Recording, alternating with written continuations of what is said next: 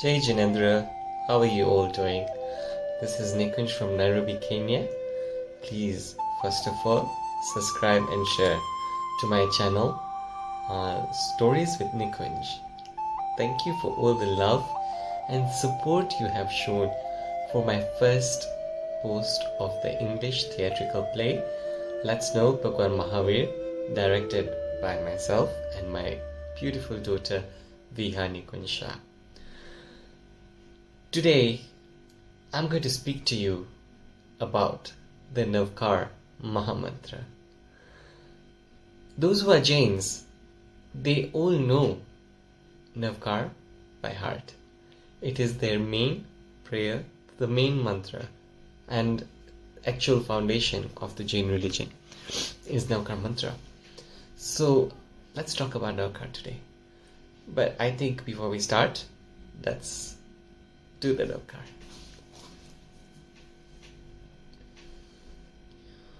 Om Namo Arihantanam Namo Siddhanam Namo Ayariyanam Namo Uvajayanam Namo Lo Esavasahunam Esu Panchanamukaro Savapavapanasano Mangalanam Cha Savvesim Padamam Havai Mangalam. So that is the Navkar Mahamantra. All Jains are taught by birth about reciting Navkar mantra. In fact, my mom used to tell me that when a baby is born, the first thing the father does, or the mother, or an elder, would say the Navkar in the ears of the baby for the Navkar to remain with the child forever. It is one of the sanskars actually. So as a child, we have always been taught Navkar mantra. Yeah, at least those who are Jains, they know about it. And it's a very powerful prayer. Not only powerful, it's very universal as well. We'll come to that. But first of all, let's know what Navkar is. So let's start with the first line. Okay. Om Namo Arihantanam. So Om is also a mantra in itself. When Om is attached to any other mantra, it really magnifies. Whatever prayer you're doing, it magnifies with the power of Om. So hence we always start with Om. Secondly, Namo Arihantanam. Namo means to bow down. And Arihant. Arihant is also another name for the Tirthankars. Jain have 24 Tirthankars. And all the 24 Tirthankars that are there, they come in this word Arihant. Arihant Tirthankar. Arihant. Arihant also means destroyer of all enemies. Which enemies are these? Your inner enemies. Kam, Krodh, Lobh, Moh, anger, lust, all those are not within the Tirthankar, they've destroyed. So those are the enemies, not the literal enemies, but the inner enemies. And another thing that a Tirthankar does, once there are 24 Tirthankars, they are born in princely families, they're all princes. One was a princess though, out of the 24 Tirthankars. But what I'm trying to say is all the Tirthankars, when they are born, they reach a certain age and then they take Diksha. Diksha means renunciation. They renounce the world. Their kingdom, possessions, everything is just renounced. And after that, they will do tapasya, meditation, lot of meditations, chants, fasting. And they will come to a stage where they will attain Keval Gnan. Keval Gnan is total knowledge. And once Keval Gnan is attained, they have all knowledge of the past, present and future. But whatever knowledge they get, they do not keep it within. The Devtas, They come down to earth, they pass are angels, and they build beautiful Samavasran, a place where he will give the discourse made out of gold, gem, silver, and each will have stages. On top stage will be Bhagwan. One side will be his monks and nuns, the sadhu sadhuis. On another side there will be the laymen, Shravakas, lay women, Shravikas. So Shravakas and Shravikas. Also on the second one, there will be animals. Have you ever thought of a lion sitting with a goat? Yeah, not possible. Lion will obviously attack. But in Bhagwan Sabhavasran, there is so much love and so much compassion, yeah, that they will actually sit together, they'll listen to Bhagwan's discourse, because everyone can understand what Bhagwan speaks. It's the way he speaks, it's understood by humans, angels, animals, the world. Yeah? So it is really nice that he shows so much compassion, and all of these animals, human beings, everyone comes to attain knowledge from Bhagwan during the Samavasran. And that's what a Tirthankar does. He gives out the knowledge, doesn't keep within himself till the end of his life. So that is what an Arihant does. Hence we say Namo Arihantanam. Second one is Namo Siddhan. Now Siddh is also someone who will do a lot of meditation, a lot of chanting, a lot of incantations. They will do a lot of fasting as well. Yeah, but they will all do it for themselves. And once they have attained Keval Gnan, that knowledge is kept within themselves. And until they leave the spiritual body, the soul leaves the body and goes to a realm that is called Sedchila, that is even higher than heaven. Yeah, and that there is total bliss, total eternal bliss. There is only happiness there. There is no returning to the cycle of life and death. Yeah, they have removed all their good and bad karmas, just like an Arihant. So even Arihant, when he leaves the body, he goes to Sedchila. When he goes to Nirvan, it's called Nirvan Kalyanak actually for Bhagwan. And when they go to Sedchila, they're always there in their eternal bliss. Same as Siddhas. But the only difference is Bhagwan will tell you, will give a discourse, will teach you about Jain religion, will teach you about non-violence. Ahimsa, Paramo Dharma. Ahimsa is the best. Is literally what Bhagwan has said. Yeah, not even one sense being. Yeah, you should be hurting. A lot of love and compassion. Then we go to Namo Ayariyanam. Ayariyanam is Acharyas. We are bowing down to Acharyas. We have actually finished with all the 24 Tirthankars. First Tirthankar was Bhagwan Rishabdev. Last Tirthankar was Bhagwan Mahavir. And Mahavir Swami attained Nirvana 2600 years ago. Right? So we don't have a Tirthankar with us. We don't have any Siddhas with us. So who we have now is Acharyas. Acharyas are in the lineage of Bhagwan once at the Gurus. Guru Gautam was the first disciple of Bhagwan Mahavir, and that way he had 11 disciples called Gardhars, and their lineage is following in Guru Parampara. Guru Parampara means Guru Shishya. Guru is the teacher, Shishya is the student, and that way it's been coming down. So Acharya is actually part of that system. Yeah.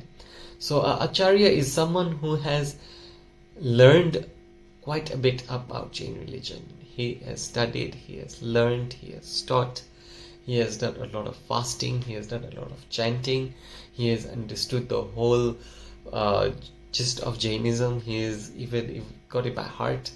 Yeah, most of the sutras, everything that the religion teaches is within an Acharya. So all that is within him. And that is what we have now, as we don't have any Tirthankars. So he's the one who is actually leading the religion. There are many Acharyas present today of Jain religion, and all of them are wonderful and need to be worshipped. So Namo Ayaryanam. And then fourth, we have Namo Vajayanam. Vajayanam is the Upadhyayas. They are under the Acharyas. So Acharyas are those who have also taken Diksha, renunciated. They are learning about Jain religion. But not only are they learning, now they reach that stage where they can even teach. Right? So it is a very great thing that the Upadhyaya does. He learns, teaches, takes in, and gives out as well. So Namo Vajayanam. And then will come Namo Loe Savvasahunam. Savvasahunam. Namo Loe Savvasahunam. Bow down to all the sadhus and sadhus of Jain religion that are there. And they are all wonderful. You will not believe, this day and age we are hearing many youngsters who have been taking Diksha in India. And it's a whole process where once they feel that, oh, I want to take Diksha, I want to renounce the world, they have to take permission from their parents. Once that permission is given, they have to take permission from the Guru, their spiritual teacher. Can be an Acharya, Upadhyaya. Then they have to go through certain rituals. They have to even stay as a monk or a nun for a certain period. Stay with them, see if they will be compatible, and then they will be given a date of Diksha, and then the final Diksha happens, where they leave their families, their friends, their jobs, their wealth. They renounce everything. Once Diksha is taken, all bonds are broken from the world. Yeah? It's just them on their path to going to moksha. So, Namo Loe Savvasahunam. They are actually on the learning stage. Once they take Diksha, they will really learn the depth of all the scriptures of Jain religion. Eso Panchana Mukkaro. So the first five, Arihant, Siddh, Acharya, Upadhyaya and Sadhu. The first five are to be revered, are to be worshipped. Yeah? We worship all these five because they are the ones who will take us to the eternal place of Siddhshila, where you'll be out of the world, out of the cycle of life and death. No eating, no drinking, nothing you need. You're only there in spiritual bliss.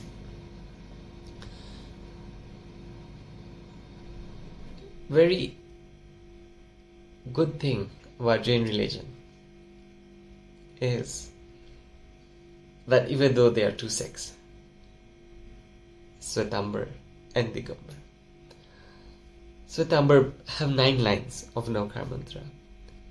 Navkar. 9 lines. And accordingly, the Digambar sect only believe in the first 5 lines of the Navkar mantra. But at the end of the day, it's the same. Sava Pava Panasana. Sava Pava Panasana. It can destroy all the bad karmas in your life. It has that much power. Eso Panchana Mukkaro Sava Pava Panasana. Mangalanam cha Savesim. It is auspicious of all. This prayer is very auspicious, brings very good luck, and it can be recited anywhere and everywhere. Padamam Havai Mangalam. Even by reciting it, even by reading it, this prayer will always be the cause of auspiciousness.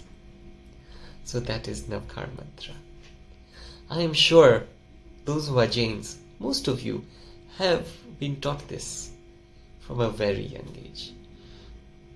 But one thing I will emphasize on, it's very important, very, very important for the pronunciations. These days what people are saying, Namo Arihantanam, Namo Siddhanam. That's wrong. We don't speak Gujarati these days in our house. Those who are Hindi speaking, they don't speak Hindi in the house. Right? It's mostly English. So we are losing touch. But it is important to learn some of these things.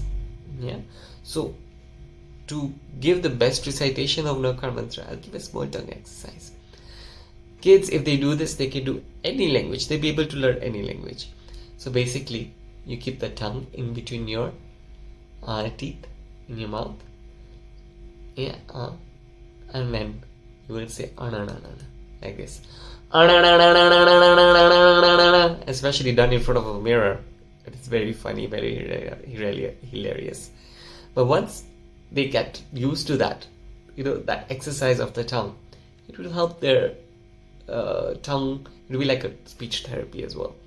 They'll be able to learn any language. But ana is very important. Arihantanam, siddhanam, mangalanam cha. Yeah, very important. So ana, very important. That exercise they'll be able to say the Navkar properly. You'll be able to say it properly if you have not been saying all this time. So Navkar is actually the foundation of Jain religion, as I mentioned. And without Navkar, there is no Jain religion. Everything is in there. It is a very powerful mantra. It will bring you health, good health, wealth, positiveness. It will remove the negativeness. In fact, in UK and US, even India, Kenya, I'm based in Kenya, not so much, but it's there. There's a lot of depressions happening because families are growing nucleus, both families. Grandparents are living on their own. A lot of stuff happening in the mind. So Navkar mantra actually helps you through it. It will give you that positiveness. It will give you that break. It will give you a pillow to fall on of Navkar. In Gujarati they say, Navkar, tu maro bhai, tare mare ghani sagai. Navkar, you're like my brother. You're like my friend. And we have that bond. And Navkar is eternal. It is called Sashak. No one has written it. And the amazing thing is, no one's name is in that prayer. Don't feel offended. For those who are not Jains or who believe in other religions. I also have beliefs, but anyway. For Shiv, the prayer is Om Namah Shivaya. Right? For the Vaishnavas, and it's Om Namo Bhagavate Vasudevaya. Pray for Krishna. For the Tirthankars, if I pick a Tirthankar, say Pashudat Swami.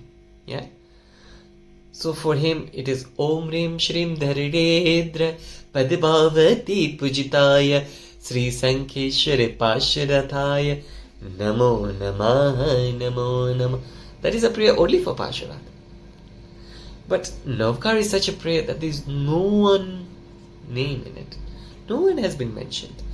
Arihantaram Siddharth. All the Arihants, all the Siddhas, all the Acharyas, all the Upadhyayas, all the sadhus that are there.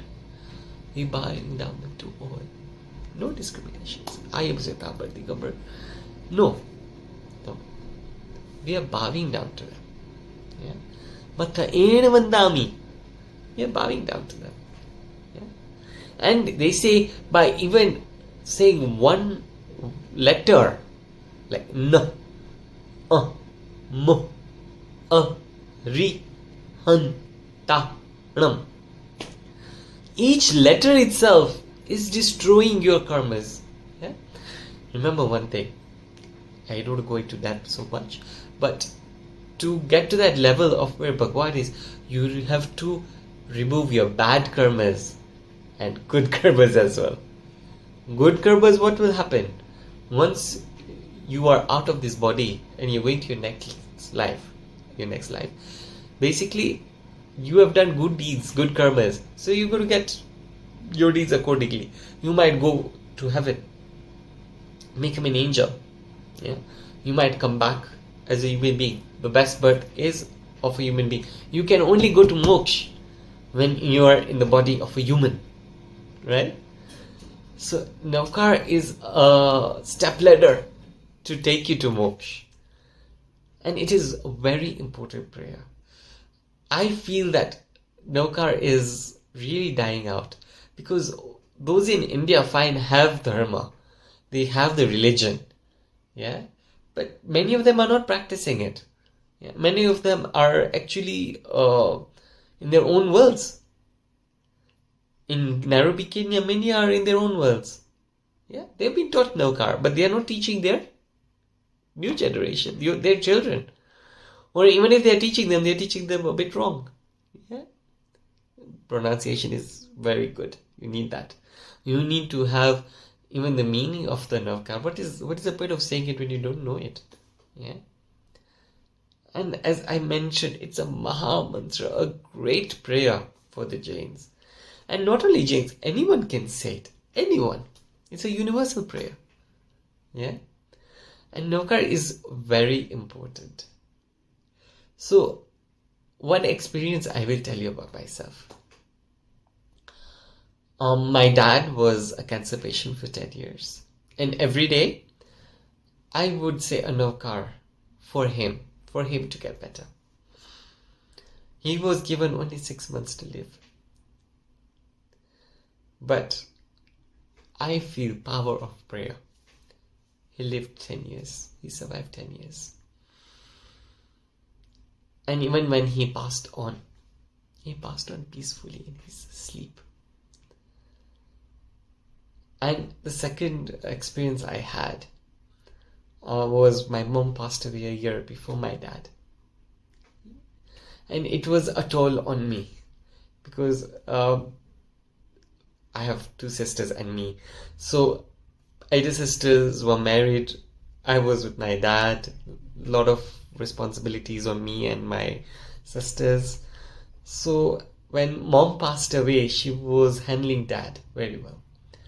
And unfortunately, she passed away before him. And I am telling the truth, if I did not have the pillar of religion, I would have really been shattered. But I had that understanding. Navkar made me strong. And we had a lot of prayers actually after my mom passed away, and people were coming and we were saying Navkar together every day, and that was giving me strength. Yeah. I also have two beautiful daughters now, so I have taught them the Navkar as well, and they are doing tremendously well, both my daughters. In fact, what we have done, my wife, me and my two daughters, every day for 5 minutes we will sit together and we will say the Navkar mantra together. Do other prayers as well, but we'll start with Navkar. And by doing that, it has brought a lot of positiveness. Yeah, it has brought a lot of bonding as well. Yeah, fine. We eat together on the table. We watch TV, play games, whatnot. Everything what a normal family does. But praying together has been a great thing. So, all I am saying is Navkar is very great. It's the most powerful mantra. Please do recite it. The world needs it right now. Tell you the truth, the world right now is going through so much. There is economical crisis. There are money issues. There is hunger and suffering in the world. There are diseases that are coming out. There are wars that are going on. So, we all, those who are Jains, please do start reciting your Navkar. Teach it to your little ones. I'm actually proud to say, as I mentioned, my mom had taught me the Navkar when I was young, but she was not much into Jainism. So when I was around 13 years of age, I joined Jain classes here run by Sri Channa Vidyapeeth, through young Jains, Sri Channa Vidyapeeth. It was blessed by Sadhuji Shilapiji and Acharya Sri Channaji Maharaj. And it is a very great thing I got. So much knowledge, so deep. It is like a vast ocean. Yeah, I got to learn so much, and it changed my life, literally. And in fact, I did a crash course of 3 years because I joined late, so I did a crash course. And after that, I started teaching, and I've been teaching for more than 20 years now. So all my students that I have taught, have taken that Navkar with them.